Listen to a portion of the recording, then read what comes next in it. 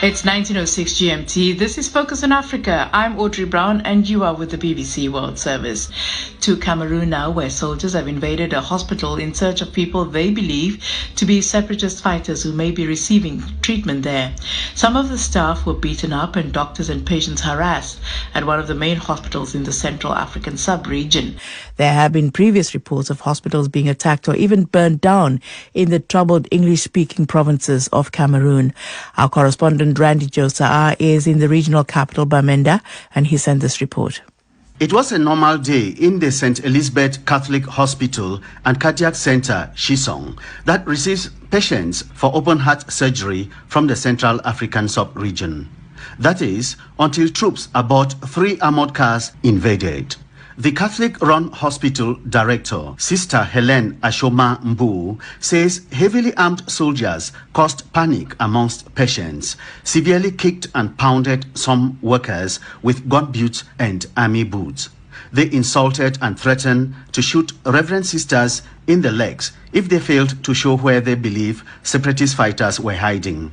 She adds in a protest letter to the authorities that she was obliged to conduct them around for a thorough search, even through surgical wards, the emergency units, female medical units, surgical units, maternities, private wards, amongst others, but nothing suspicious was found. Speaking to the BBC on the line to Kumbo, Bishop George Nkwo sounded very worried. I'm extremely disappointed because this is not the first time that the military has come in and ransacked the hospital, gone into sacred areas that nobody's supposed to go to, really, unless you are an expert and a medical person. They have done that over and over. The authorities have not reacted to this latest incident on the hospital, but the general in charge of the army in the Northwest region has previously addressed the issue. Bishop George Nkwo again. And I'm surprised that this is done again because sometimes the highest authority in the military have openly come to Shisong and apologized for this type of behavior. So I'm really disappointed that this has happened again. I know that we are living through difficult times, but there are certain areas, certain things that are sacrosanct. I just want to make a humble appeal to whoever is in charge, whoever gives instructions that you can go into school, go into hospital, and to the cardiac center, and even shoot guns and brutalize people in the hospital.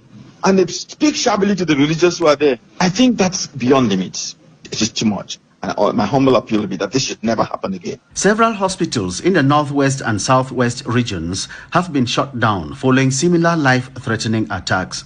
Some have been burnt down. Doctors and medical staff have simply fled some areas. This latest attack on the Shisong Cardiac Hospital has sparked tongue lashings from residents, rights groups, and media in the crisis-torn region. There are patients at that moment, and the army has no right to invade a hospital, threaten doctors, threaten patients, beat up the guards. Very embarrassing. It's sad. What if it was the soldiers themselves that were sick and in the hospital? Would they expect the Amber Boys to come there and hunt them? No.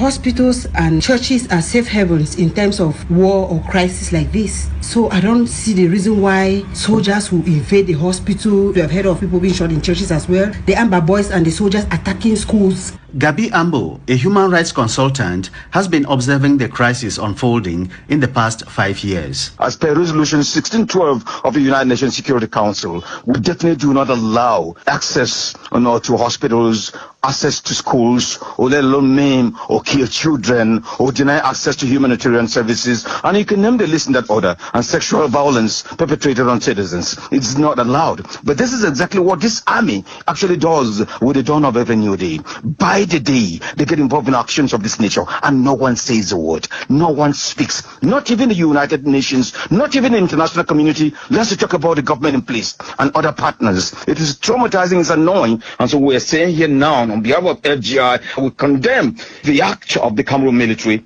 most especially in Shisong, in combining other places where they have actually entered the hospital and pulled out people. I can still remember freshly the case in Bamenda Hospital where I was myself present when the military came in and they were rushing the medical doctor on duty early in the morning to go shoot places of the watch where they have to pull out some patients, and the doctor refused that she cannot do that. This is unbelievable. This is not acceptable, and we think this should come to a stop.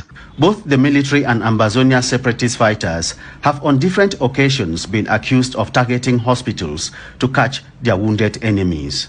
And that's Randy Josa reporting there from Cameroon.